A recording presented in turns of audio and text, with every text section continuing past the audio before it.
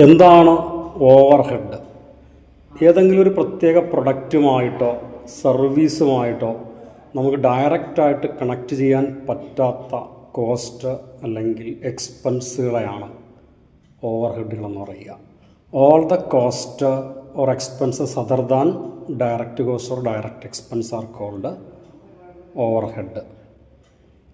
ഇത് നമ്മൾ ഡിപ്പാർട്ട്മെൻറ്റുകളുടെ അല്ലെങ്കിൽ ഫംഗ്ഷൻ്റെ അടിസ്ഥാനത്തിലാണെങ്കിൽ ഫാക്ടറി ഓവർഹെഡ്,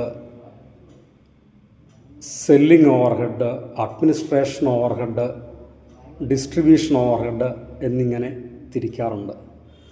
അതുപോലെ നമ്മൾ എലമെൻറ്റുകളുടെ അടിസ്ഥാനത്തിൽ നമുക്ക് അതിനെ indirect material overhead, indirect labour, indirect expense എന്നിങ്ങനെ തിരിക്കാറുണ്ട്.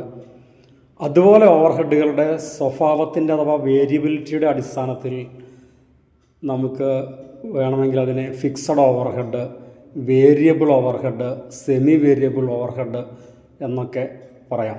ഇപ്പോൾ ഓവർഹെഡുകൾക്ക് എക്സാമ്പിളാണ് ഇപ്പോൾ സാലറി ഓഫ് സൂപ്പർവൈസർ, അതേപോലെ ഡിപ്രീസിയേഷൻ, റെൻ്റ് ഓഫ് ബിൽഡിങ്, ഇതെല്ലാം ഓവർഹെഡുകളാണ്. Thank you.